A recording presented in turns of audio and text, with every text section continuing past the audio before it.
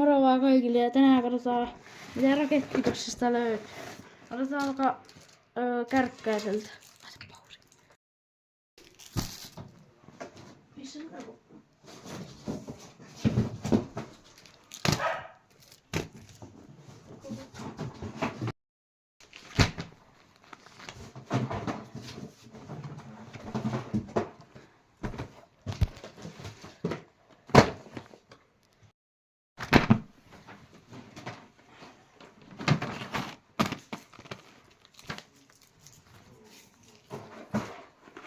Tuultele.